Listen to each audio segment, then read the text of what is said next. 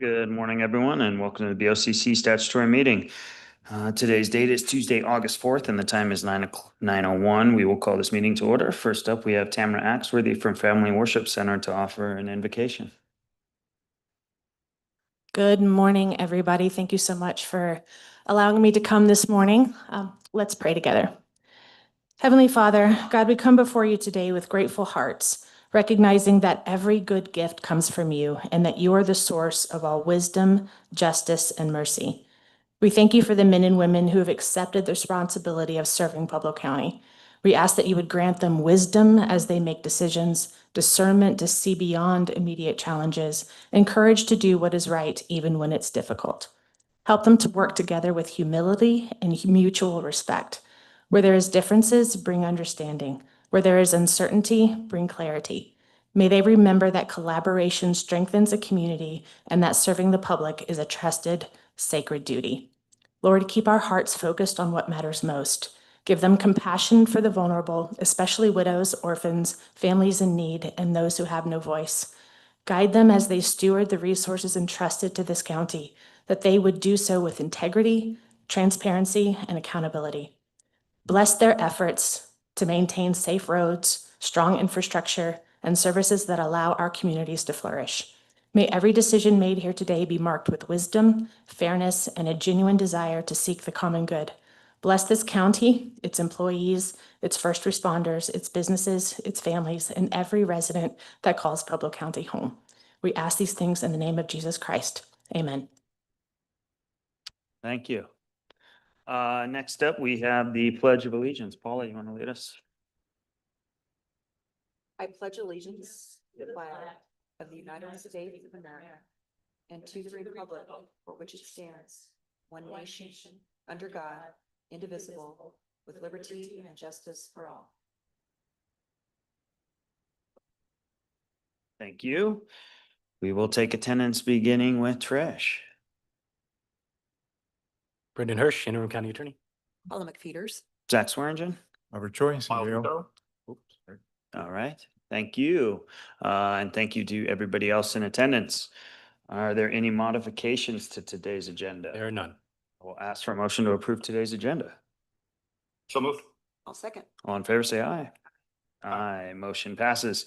That'll bring us into public comment. I've got 2 people on the list, but as always, if somebody else would like to speak for public comment, just let me know. First up, we have Jerry Lane, and then after Jerry, it'll be Elvis Martinez. Is this hot? It's ready? Yeah, it's ready. Good morning, Commissioner Lucero, Commissioner Swearingen, Commissioner McFeeters, Interim Attorney Hirsch, County Attorney, Chief Administrative Officer Choi. My name is Jerry Lane, and for the first time, I'm here not appealing you to do something, thanking you for doing something. To begin my public comment this morning, I have 2 very heartfelt and sincere words for you. Thank you.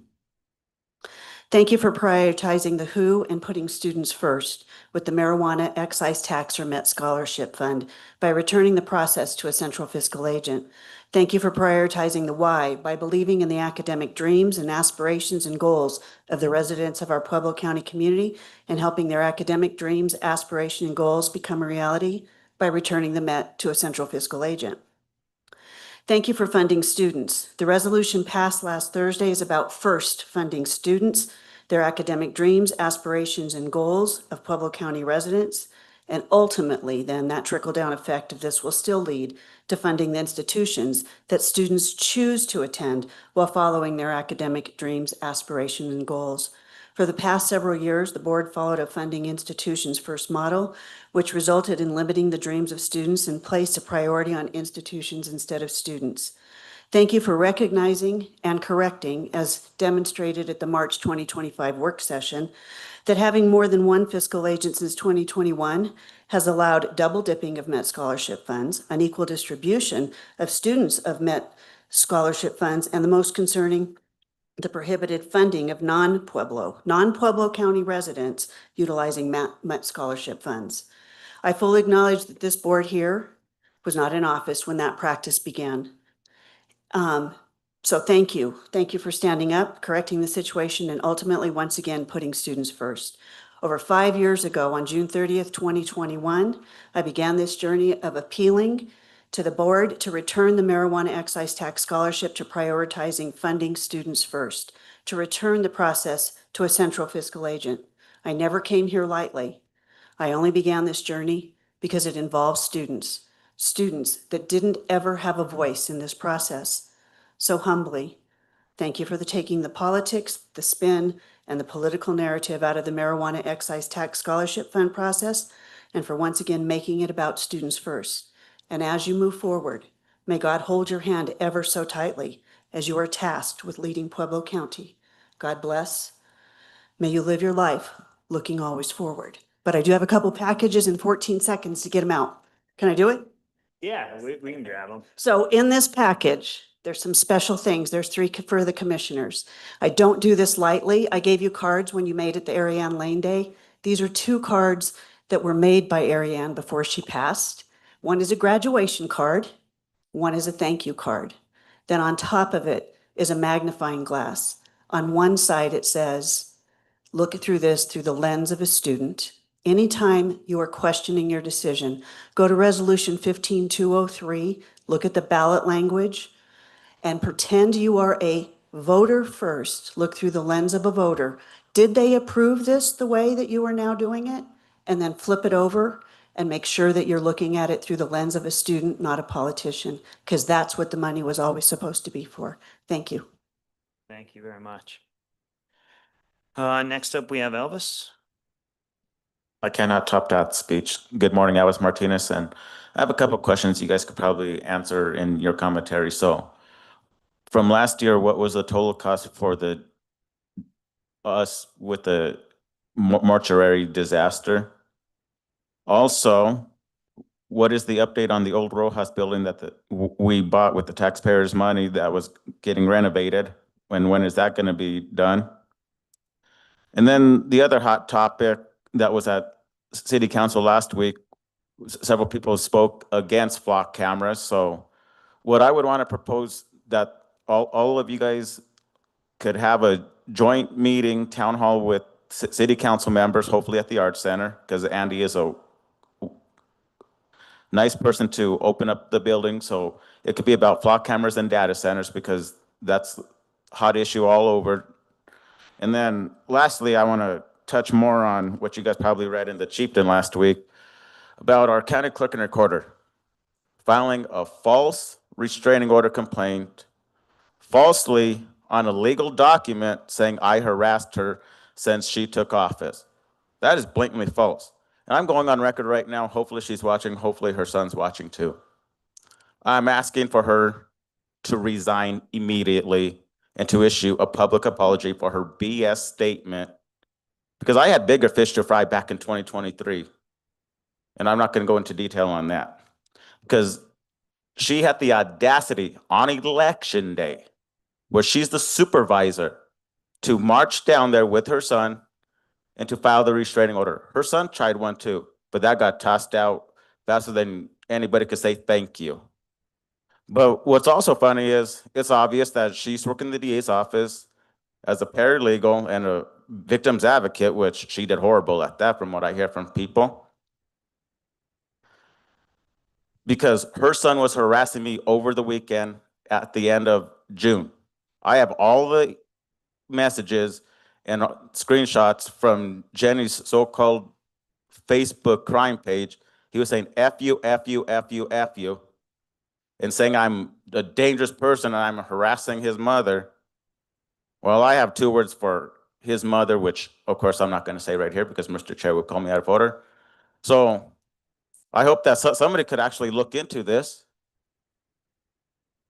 because she is a diabolical elected leader. And when hopefully she's probably not going to resign, but I hope she does. And then you guys could fill that seat with whoever is qualified. And I'm going to vote for Mary in November. Thank you. Thank you. Is there anyone else that would like to speak for public comment? Seeing none, we will now recess as the Board of County Commissioners and convene as the Board of Equalization. Mr. Hirsch. We have one BOE item, BOE A, which is a resolution declaring the recommendation of the independent referees on behalf of the Pueblo County Board of Equalization to become the final action of the board. Up, Gavin. Good morning, Commissioners. I can briefly address this.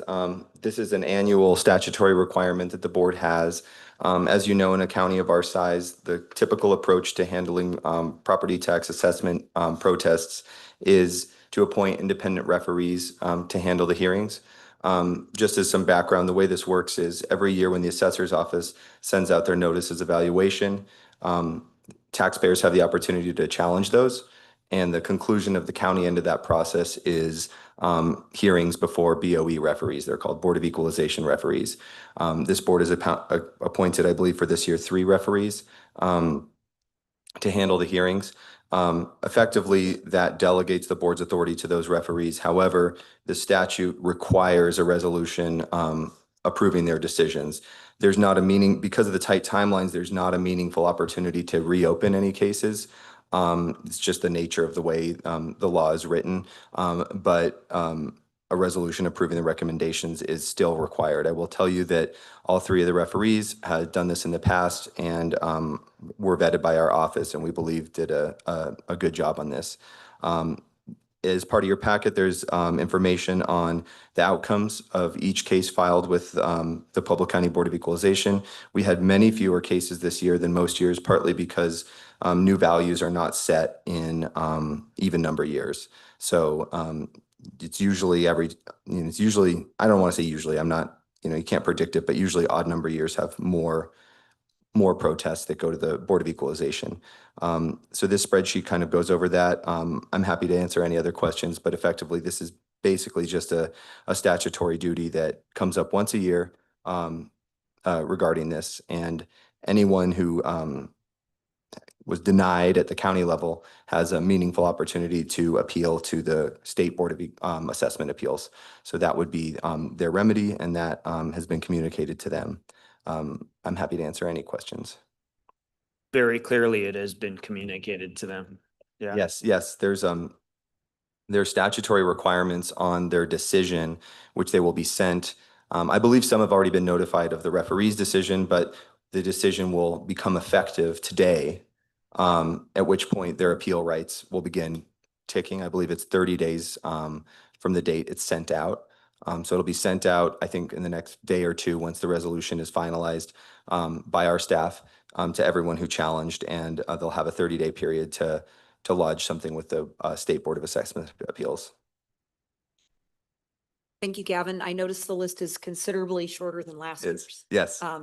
But I appreciate the explanation and the understanding, so everybody understands there is an opportunity to go above this if a Absolutely. property owner has an issue. Yes. But no, I don't have any other comments about it. Thank you.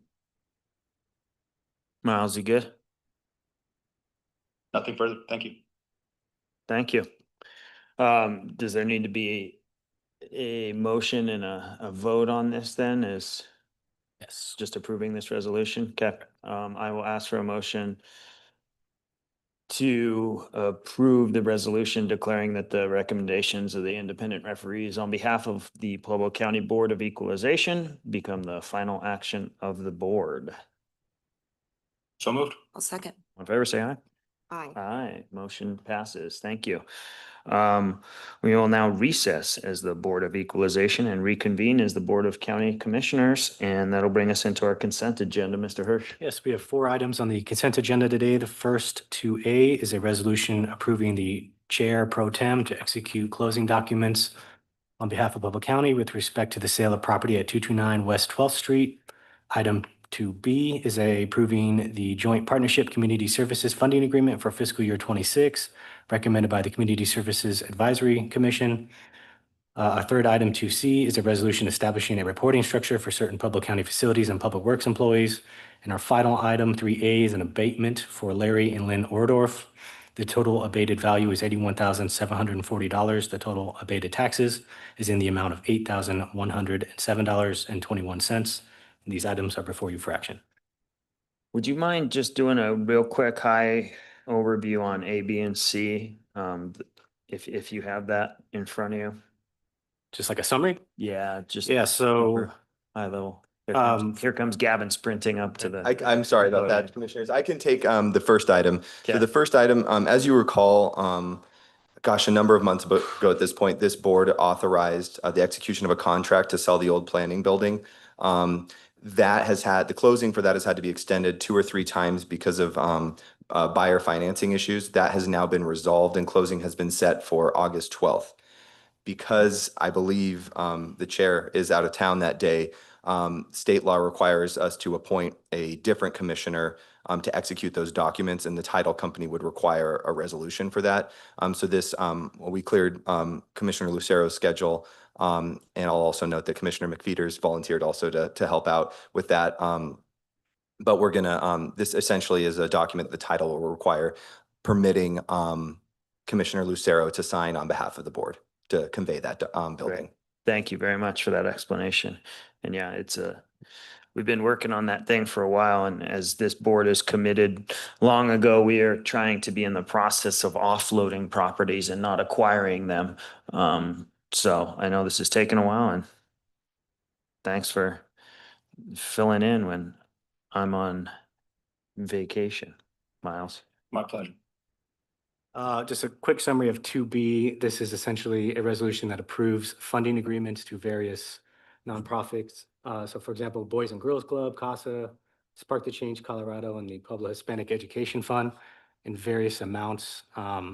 These are recommendations from CSAC to enter into these agreements at these amounts. I think that's pretty straightforward. Item 2C is kind of just formalizing the reporting structures for various county facilities and public works employees. They are actually explicitly named in this resolution, if I recall. They are. Yeah, this is, it really just kind of formalizes the reporting structure, so Right. there's no ambiguity as to who reports to who due to the reorganization. Quite frankly, it's cleanup that's long overdue. Correct. I just have a comment on 2B regarding CSAC. While I can approve what's been recommended, I still believe we need some drastic change to the way CSAC awards are given out. I do believe there needs to be more work done on the city and the county side of that, and I've advocated for change there. I don't know if we have the will to get that done, but I do believe it's important to reevaluate how we are using tax dollars to fund nonprofits in our community. I think it needs a second look, and the process itself needs to be really looked at. So I just want to give my qualification on that particular item, and be a little bit more clear about where I stand on what CSAC funding should be utilized for. Well, I agree that it can be, that we need to look back at it. We need to find that line between mandating what CSAC approves and then giving guidance, because that's during that last joint meeting at city council. I mean, I was saying more so, but like, hey, maybe we set, parameters. This is our priorities this year from the county's perspective. Maybe the city does the same. And then I think it got misconstrued to like, hey, we need to tell CSAC what they need to fund. But in reality, CSAC has been asking for more direction. Right. So we need to find that balance there. So yeah, maybe we reconvene later this year and try and have our ducks in a row coming to the meeting with what we see as issues, and then really try and hammer something out, because we kind of were spinning our wheels in that last one, I think. Agreed. Thank you. Good for me. Cool. I will ask for a motion to approve the consent agenda as presented. So moved. I'll second. All in favor, say aye. Aye. Aye, motion passes, and that'll bring us into our regular agenda, Mr. Hirsch. Our first item 4A is a resolution approving the emergency facilities and land use agreement between Pueblo County and the USDA Forest Service. We have Josh Johnson here to present. Good morning, Commissioners. This is something that's been a long time coming, I think 3 weeks now to present. We finally negotiated on a final settlement of $10,000 one-time payment. The park has already been cleaned up. They've removed their debris piles. So this contract is from July 1 through July 31st. So technically, they've already removed their equipment, and it's a one-time remittance of $10,000, which will help cover the costs to parks. Speaking with Amanda, she is good with that number. That covers all of their costs. And so I believe if you're good with it, we can get this signed and back over to them. They've already signed it and sent it. So this will finalize that contract. And again, they're paying us, we're not paying them. Correct. This is them paying us, not us paying them. Thank you. Basically to rent the park for a month. Right. Big difference there. Big difference. Matter of fact, the Pueblo chieftain got a copy of your agenda for today and called asking about that yesterday. If we were paying them. Yeah, who was paying who? Yeah. So I clarified that with the chieftain yesterday. Thank you. You're welcome. Cool. You got anything, Miles? I'm good, thank you. Okay. I will ask for a motion to approve the regular agenda item number 4A. So moved. I'll second. All in favor, say aye. Aye. Aye, motion passes. Thank Thanks, you. Josh. Our next item, 4B, is a resolution approving the memorandum of understanding between MBCS Investments LLC and Pueblo County regarding the real property located at 1300 North Santa Fe Avenue in Pueblo, Colorado. And Commissioners, this is a non-binding MOU that memorializes the current understanding of agreed-upon terms between Pueblo County and MBCS. As the parties are renegotiating a new lease purchase agreement, the terms in this MOU will, I would imagine, substantially remain in any lease agreement that is ultimately executed between the parties. And this MOU just helps keep these negotiations on track. It's the coroner's building, just for Yep. clarification for everybody. Yeah, I think that we just, if anybody knows the history, the decision to purchase that building was made before any of us were here. And it, quite frankly, has not been utilized to its fullest capabilities, but we are working to try and remedy that, put ourselves in a much better position for that lease and to actually utilize the space for what it was originally intended. And want to thank the coroner himself, MBCS for working with us, because this is a very big step in the right direction on trying to clean up and actually make best use of the properties that we own, still maintaining that we're trying to offload properties, not acquire them. Thank you, Commissioner. I think I'm really excited about this one because we have consolidated one building that will contain all the things the coroner needs and get rid of leases outside for other things. So it is going to be a one-stop for him and his staff. When you think about the miles they drive, driving back from Corwin Hospital to Midtown to that location, they don't have to do that anymore. So working with MBCS has been great to renegotiate that. That's been one of the things on my list of to-dos this last year, and I'm very excited for our community, for our coroner, and to get this building consolidated for the services that a coroner needs. It makes financial sense, and again, I think we as a board can be very glad that we've gotten to that point where we can actually say we're letting go of some leases we don't need and consolidating into one, and hopefully down the road, this building will be a building that the county can maintain for years to come for that service for our community. So just another one of those it makes sense moments. We've had a few of those on this board lately, and I appreciate our board for investigating and being willing to renegotiate that lease on the terms that we need. And MBCS has been great in helping us get there. So good times. Very good times. Miles, you got some? Yeah, quick comment. Mr. Hirsch, I want to clarify the preliminary design cost clause in this MOU. I just want to, you mentioned that it's a non-binding MOU, and I believe by and large it is non-binding. However, that the way that I read it is that $50,000 for preliminary design costs that the landlord will be incurring should we not go forward with the renewed lease, then that 50,000 or up to 50,000 and whatever preliminary design costs are incurred, that is in fact binding as per this MOU. Is that a correct interpretation? Yeah, yes, sir. So misspoke somewhat. That is correct. They are relying on this MOU and will incur 50,000 in costs. The actual purchase, the new lease, payment amount, and 33,000 would not be binding. Okay, thank you, sir. Yep. Appreciate it. If there's no further questions or comments, I'll ask for a motion to approve item 4B. So moved. Second. All in favor, say aye. Aye. Aye. Aye, motion passes. Your next item 4C is a resolution approving the 2026 election IGA between Pueblo County on behalf of the Pueblo County Clerk and Recorder and the Pueblo City County Library District. Getting your exercise today, Gab. That's right. Yeah, good morning again, Commissioners. This item, I don't think requires a whole lot of explanation. With any district within Pueblo County participating in the November election, the law requires an intergovernmental agreement to handle any issues that they may have. The library district intends to have a single issue on the ballot. What's a little interesting, this isn't for today's item, but it'll probably come before you next week. This board, the county commissioners, actually needs to authorize any ballot issue that the library district puts on the ballot. So it's technically not a county issue, but it's kind of an older law. And so the library district needs county authority to authorize that issue. The issue has to do with tax limitations, but not imposing a new tax. And so it seems fairly standard, but this initial first step is simply to allocate duties and responsibilities with handling the election itself.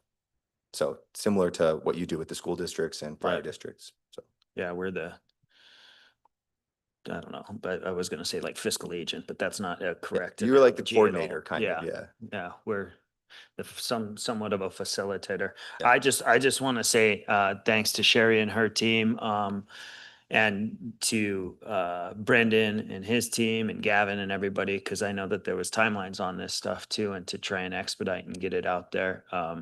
And yeah, we are in essence, the carrier, for all of these different organizations or entities that if they want to put something on the ballot, they basically go through us. So Yep. in essence, that's what this is, and we appreciate y'all.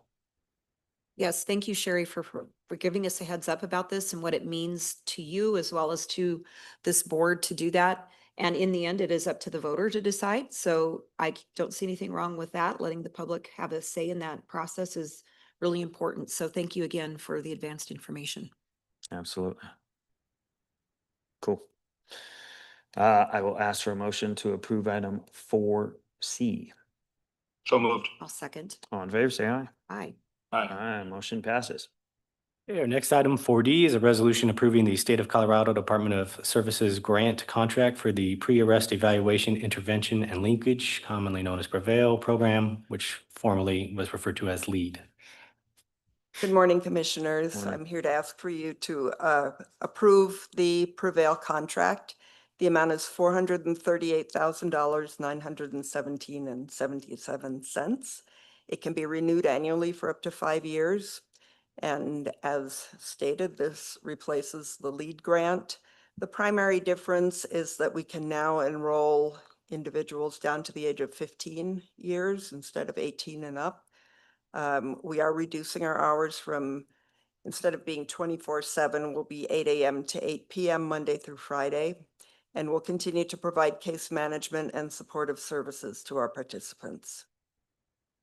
Have you heard any pushback on the hour change? No, Ah. we were the first one to launch 24/7, but it's incredibly hard to staff that and to retain people. And when we looked back at the number of referrals that we would lose, or the number of diversions that we would lose by eliminating that extended time, it was pretty minimal. And talking to my stakeholder committee, Chief Noller was saying that he would prefer to see more consistency with staffing, having more retention, and not having people leave quite as early because of that staffing issue. Being on call is really difficult. Yeah, absolutely. You're not more available than you are if you're 24/7. One quick question for you. You just mentioned that lowering the age to 15, is that what I heard? How many of those cases do you get that you would want that qualification? We've never done that yet. Okay. And the DA has a diversion program for youth, and we would not be competing with them. We would most likely get our youth from municipal probation. So, and I don't know the numbers yet. It'll be interesting to see. Thank you. And you'll be able to provide those with those numbers once it's implemented and Yes, in process for a while. yes. Miles, you good? I'm good. Thank you, Ms. Cyvogel. Yeah. Thank you very much. We appreciate it. I will ask for a motion to approve item 4D. So moved. I'll second. All in favor, say aye. Aye. Aye, motion passes. Thank you. Our final item 4E is a resolution appointing a member to the Pueblo Advisory Council on Aging. Good morning, Commissioners. Before you is a resolution for an appointment to the Pueblo Advisory Council on Aging due to a resignation on the council. So it's for a partial term expiring December 31st, 2026. We received 2 applications from Tim Gates and Heidi Vanderheide. Per PACA's bylaws, they reviewed the candidates and have forwarded a recommendation of Tim Gates for appointment. You received an email from me this morning with a link to vote since there are 2 candidates for 1 vacancy. Happy to answer any questions. No, Or I'm you can good. go ahead, Can we go? Yeah. Okay. I like how we vote with this process. Yeah, Much easier. it is much easier. Thank you. I've received 3, speaking of how easy it is, already have 3 responses. Yeah. And Tim Gates has received the highest ranking, so he will fill in that position in the resolution. Thank you. Thank you, Tom. Thank you, Tommy. Just, so you know, I knocked on wood when we said that. It so worked. This is real wood. Okay. Thank you. I will ask for a motion to approve item 4E with Mr. Gates as the appointed member to the Pueblo Advisory Council on Aging. So moved. I'll second. All in favor, say aye. Aye. Passes. Thank you. That'll bring us into commissioner comments. Anybody want to go first? I feel like I always go first, but I can. Go ahead. All right, fantastic. So I went up on Saturday. I would just want to thank Congressman Hurd, Sheriff Lucero, the deputies that were up there with us, fire chiefs on Saturday to go around and look at Beulah and some of that flood damage and quite frankly lobby the congressman for funding, which is what we need from a federal level a lot. So you know, it's inspiring to see people up there filling sandbags on a Saturday. And, you know, people are trying to pull together as much as they possibly can. Again, I know that all of us commissioners in this entire organization is trying to work towards everything that they can do to make this cleanup and this recovery process as easy as it possibly can be, fully realizing that it is not easy. And so looking at some additional dumpsters. There are water issues. There are both short-term and long-term issues across the board with this recovery effort. There is, you know, the continued water, you know, service provided.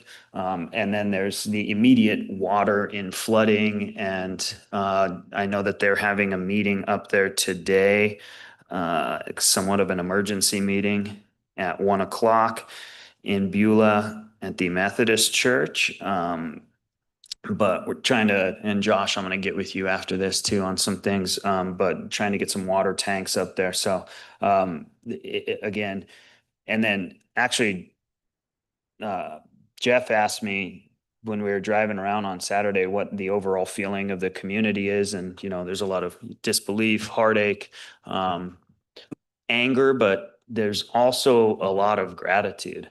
And I think that that's somewhat surprising to people suffering through a tragedy like this, that they have that ability to offer up gratitude, because we all have really tried to pull together. Speaking of all of that, I know that the demo permit thing has been somewhat of a sore spot. And I think, you know, I've received communications. I'm assuming you guys have too. I've spoke with Arnold quite a bit about this, but I spoke with him again as recently as this morning. I don't know. Obviously, we can't do anything formal right now, but I know that when I spoke with somebody yesterday, And I think we've had 117 permits pulled so far. If you have insurance, there's a very, very high likelihood that your insurance reimburses you for that $100 permit fee. And if you are not, if you don't have insurance, I think the VOADs have paid or reimbursed the majority of those permit fees as well. But I've spoken with Arnold. It won't kill us if we repeal or waive that demo permit fee. And if people have, if they're in that 117, and if they feel, you know, that they would need to be reimbursed for that fee, if for some reason insurance didn't pick it up, or if the VOADs didn't pick it up, and VOADs are the volunteer organizations out there, which are, we can't say enough and offer as much gratitude as we possibly can for them. But if you weren't reimbursed, that there is, if you go to the county's building website, there's a place, there's a reimbursement form. I'm not saying that we're waiving these fees right now, but maybe that's where we lean. Our building department has said that it's not going to be massively catastrophic for us. We're going to take a hit. We're taking a big hit on this fire in general. But what we really want is for people to have the most expedited process that they possibly can to try and rebuild their lives up there. So I guess I'll finish my comments and then I'll ask you guys what your thoughts are. And then if we're somewhat in agreement, I guess that we could bring back another resolution next week to go that route. And then I guess the last thing I'd say is, Elvis, I didn't hear your second item about, I can't remember what it was. Yeah, the mortuary. I don't think the smoke has completely cleared. But I would just, I mean, I know that there's issues with other electeds and everything else like that. I mean, I don't share your sentiment about Candace, and I think that Candace has done a very good job. I know the relationships are different and everything, but I've never seen anything coming from her that would indicate that she should step down or anything. I think Candace does a good job. We're all human beings. We all have shortcomings. But I think she's doing a good job. And go Broncos. Thank you. The Raiders are no good, Elvis. Just keep that in mind. Thank you, Commissioner. I appreciate I have heard about the fee being something people are concerned with. It's really not the $100 that to me is the concern. It's getting the permit, because to remove debris after a fire, it's really considered a toxic area because of asbestos and other things when they burn. What I'm concerned with is that if we remove the fee, people do get the permit, because if you're going to sell your property later and you don't get to pull the permit now, people will know that there was a fire there, and that will cause asbestos contractors that'll cost you 10 to 15,000. Right now, by pulling a permit through our building department, that's being waived as long as you follow the rules on debris removal. So I just want to clarify, it's not the fee so much as the process we need people to follow, so that it's on record that you did get a permit that will allow you to clean the property so that you can use it, whether you rebuild or whether you want to sell it someday. It's on record that you had the debris removal done properly. So it's not so much the cost as the process. And I just want to clarify that. Yeah. It's not, the county has taken hits financially, of course, and we're looking for anything we can do to save taxpayer dollars and also help those that have needs. We're trying to find that balance. And to me, it's about safety, the safety of the area as well. It's not just the cost of the permit. It is ensuring that we're doing things right. So I just wanted to throw that out there. I'm open to reducing that fee if it's become a big impediment. But I also wanted to say, we don't normally charge $100 for debris removal. That's a square footage calculation. And in some cases, depending on how big a home is, it could be $700-800. So the flat 100 was just a way to say, we're not going to do the square foot calculation. We just need you to do the permit so that you can get this debris removed in the proper way. So I just want to clarify that it's a safety issue more than, to me, a dollar issue, but we can negotiate that. If you feel that's the best direction to go, we can certainly do that. I wanted to highlight, and I'm glad you mentioned the meeting today, but There is a Beulah Recovery Network Facebook page that I encourage folks in Beulah to follow. They post a lot of great information about resources. And if there's one thing I've learned, and I'm a small government person, I don't think government should be involved in every part of your life. I don't look at government to be the hero. We can help, but in the end, the only person that's going to save you is you. Hate to say it like that, but it's true. I think we've learned a lot from this tragedy that people are very reliant and independent, and they take care of business. Where the government can help, we should. But what I've seen in so many cases in Colorado City and Rye and in Beulah is the community itself pulling together and saying, we can do that. We can help you. I can help you. And that's the beautiful thing about the way we live in our community, is that we are very self-reliant, and where the government can help, we will. But my frustration being in government is that it's going to take us a long time to help you. I'll be honest with you. Everything we can do isn't immediate. It takes time. Whether it's state government, local government, or the federal government, you're going to be waiting, and we don't want you to be waiting. We're looking for answers. And I think that comes from the private sector. It comes from volunteers. It comes from our business community. It comes from our churches. And I've seen that. And I want to encourage folks to continue to be the givers and the helpers. And we will turn the wheels of government as quickly as we can. But I will be honest with you, we've written letters, we've made the calls, and we're doing everything we can to push the levers to get more aid here. But in the meantime, I've been very impressed with how our communities responded to this crisis and helping each other. And it just reminds me why I love this community. Pueblo gets a lot of knocks for a lot of things, but I can tell you, watching the last month, I've seen a lot of good, a lot of good. And that's a very, very beautiful thing to witness. Our people have been through a difficult time. They're continuing to go through it in Beulah. This meeting at 1 o'clock regarding water is very important for folks that live in Beulah to be involved. Next week, a week from today, actually, there will be a meeting in Beulah in the evening at the Beulah School that will cover the recovery as well as the water issues. So I encourage anybody in Beulah to also attend next Tuesday evening at 6 o'clock. That will be an important event. And I just really believe it's been, eye-opening to us to see when we get frustrated, we just have to look around our community and watch the helpers. And that has been the encouragement to me when I feel overwhelmed, that what else could we do? How else can I explain this? I just watch people just get in it and say, how can I help you? And that's been an amazing thing to watch. So I want to say thank you to our community.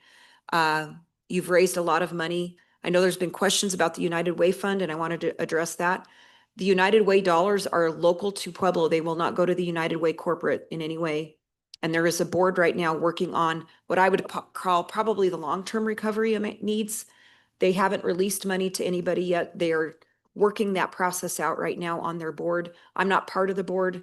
No elected official can be on there because we don't want corruption with that money. But it is comprised of members of our community looking at how can we distribute these funds to those that have suffered the most with the fire. They are working on that process. I don't have any timeline for when, but they want to make sure it's done well. So I can tell you that from my vantage point, I feel like the process itself will be fair, and there will be more of a long-term recovery look, not an here's $50 now. It's more, what are you going to need a year from now, 2 years from now, 3 years from now kind of look. So with this fire, I think that's the one thing I would say, we are going to suffer from this for a while. It will not be over in even 6 months. Our forests have been decimated. There's many without homes, and those decisions of how to help them will take a lot of time and effort on the half of that board to really get community insight and involvement. It's a big lift for them. And I want to say thank you to the United Way for taking that on, because that is a big job that they have to do, and they have to be transparent about what they're doing. So just to kind of clarify that, again, thank you to our board. It's been humbling to go through this process and see how many different things could happen in a month's time. And I'm grateful for all of those that have been involved. And I want to say thank you especially to Josh back there, our emergency official, who has been nonstop. Yes, he deserves a lot of gratitude. He's really pulled the emergency operations center together this last 6 weeks, and it's made a huge difference. And I would say that probably, I will keep highlighting this. I know we've had a lot of property damage. The one thing we have not had is loss of life. And that to me is the most important calculation in a disaster. We've not lost one person. So thank you to our Sheriff's Department and our fire crews for all of your hard work in Beulah, Rye, and the Pueblo County Sheriff's Office, and all those volunteers. And that's it for me. Thank you.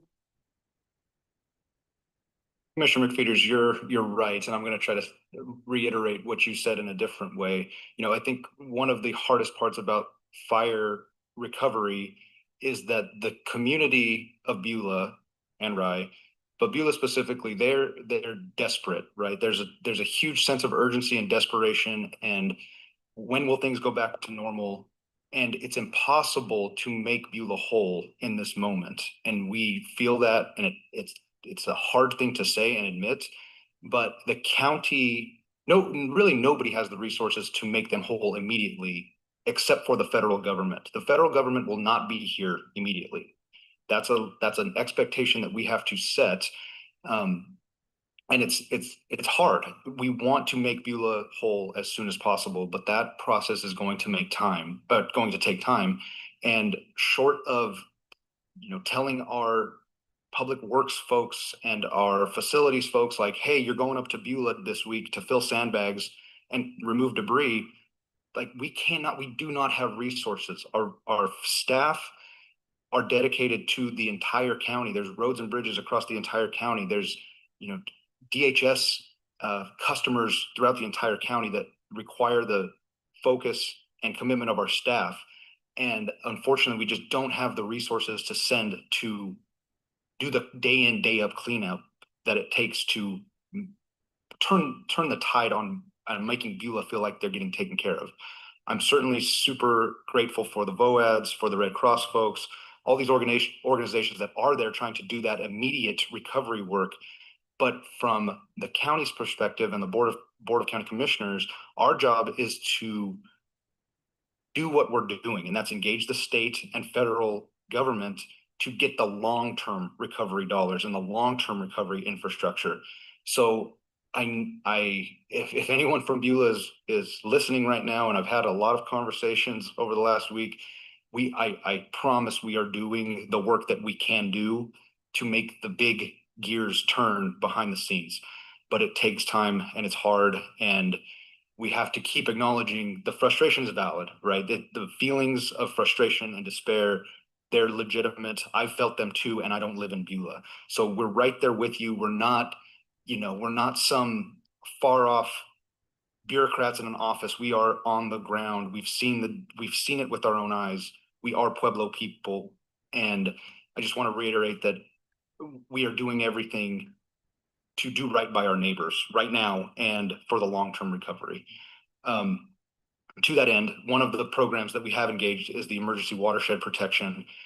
After the flooding started last week, I put out the ask to the USDA to kind of bump up their timeline, and they were very gracious in accommodating that request. So they are on the ground as of yesterday, and they continue out there today doing the preliminary assessment of that area.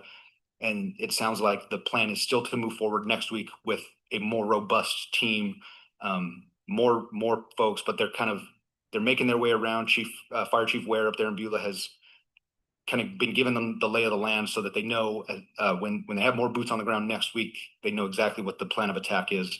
So again, I want to just highlight that program is going to be so beneficial for us, because it is a guaranteed 75% reimbursement. There's no contingency on that. Once they recommend the infrastructure projects and the county agrees to sponsor them at 25%, the other 75% is guaranteed. So that's going to be a huge, huge step forward in recovery and protecting the watersheds, protecting vulnerable structures that are in the floodplain. So I wanted to highlight that. If Jerry Catuli-Lane is still in the audience, ma'am, thank you for being here. Thank you for your kind words, and thank you for always advocating for the young people of Pueblo County. And thank you for the card. I have a stack of them at home, and I always love adding to the collection. We really appreciate you. Last but not least, I'll address Mr. Martinez. So the Rojas building, that was deeded over last year to the Art Center. So the Art Center owns that building. My understanding is that now that the Jackson Conference Room is complete, that was kind of phase one of their capital campaign. Phase two will now begin, which includes some portion on the main campus, but the Rojas building, the vision there is for the Art Center to fully fund a remodel and turn that into kind of an auxiliary space for their dance program. So that has always been the plan. That plan is still in the works. And now that the big phase one of the capital campaign was completed, my understanding is that they're going to immediately turn attention to phase two, which will include the renovation of the row house building. And regarding the clerk, I think Chairman Swearingen gives a lot of leeway to folks. We always want people to come in to chambers and interact with us and give their opinions. And by all means, signing up for these jobs as elected officials means you subject yourself to the maximum amount of scrutiny from the public. And that's all fair, right? Hold us accountable, ask for the documentation, ask for the records, ask for the proof. That's all fair. But what is not conducive to any of this conversation, or really any of us in this community, is bringing people's family members into the conversation, talking about relatives. Like, that just doesn't, it doesn't matter. And in my opinion alone, it would be a travesty for Clerk Rivera to step down. She is doing an amazing job as far as I'm concerned. She operates with integrity. She operates with transparency. We've said these things over and over again, but I could not disagree more with Mr. Martinez asking for the resignation of our clerk.